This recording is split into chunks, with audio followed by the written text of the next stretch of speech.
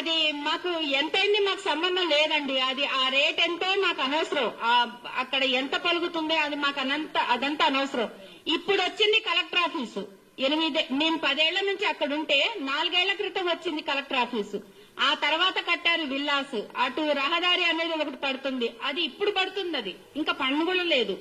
దానికి వాల్యూ పెరిగిపోయిద్దని మాలాంటి వాళ్ళని 1000 మందిని రోడ్డును వేసేశారు. రోడ్డును పడేసిన తర్వాత రోడ్డును పడ్డాక కూడా మా భూములు మాకే కావాలని మేము పోరాటం చేస్తున్నాం. ఎప్పటికైనా సరే, ఇప్పుడైనా సరే, ఎప్పుడైనా సరే ఆ భూములు మాత్రం మేము కంపల్సరిగా సాధించుకోవాల్సిందే. ఇంకోటి, ఇప్పుడు కలెక్టర్ గారు కాపాడినాం అని అన్న 250 కోట్ల ప్రాపర్టీ మేము కాపాడామని అన్నారు. మా డిమాండ్స్ అల్లా ఒకటే, ఆ కలెక్టర్ గారు వచ్చి మాకు సమాధానం చెప్పాలి. మొన్నటి దాకా కూడా మేము రెవెన్యూ వాళ్ళనే అడిగాం, మా 62 ఎకరాలు ఎక్కడ ఉన్నది చెప్పండి అని.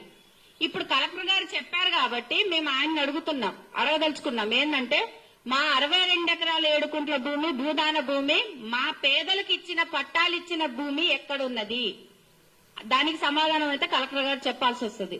250 కోట్ల నేను చెప్పడమే కాదు, 62 ఎకరాలు ఎక్కడ ఉన్నది అనేది మాకు తేల్చి చెప్పాల్సి వస్తుంది.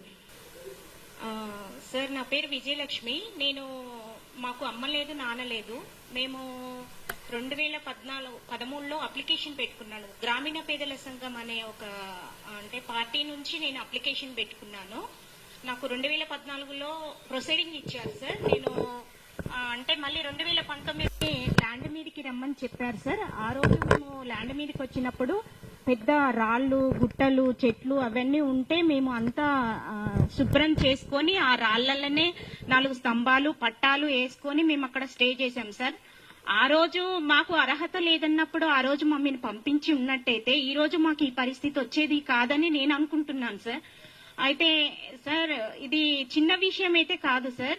నేను నా సొంతంగా సార్, నేను నా చిన్న పిల్లల్ని ఎమ్మటి పెట్టుకొని వచ్చి నేను ఖమ్మం జీవి మాల్లో పనిచేసుకుంటూ నేను శ్రీరామ్ ఫైనాన్స్ అని ఇంకా మిగతా ఫైనాన్స్ లో నేను ఫైనాన్స్ తీసుకొని ఒక 10 lakhs పెట్టి నేను ఇల్లు కట్టుకున్నాను సార్.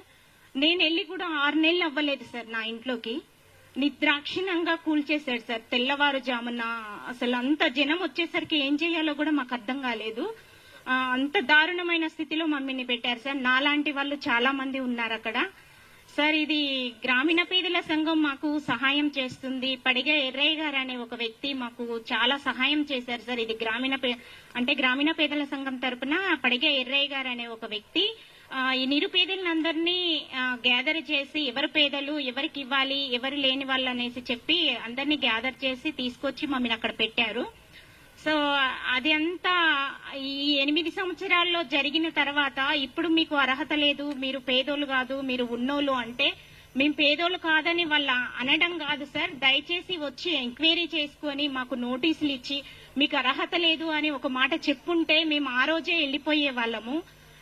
ఈ రోజు పరిస్థితి ఏంటంటే సార్, మాకు కనీసం పిల్లగాళ్ళు ఎగ్జామ్ రాసే హాల్ టికెట్స్ తీసుకోవడానికి కూడా మాకు అవకాశం ఇవ్వలేదు సార్.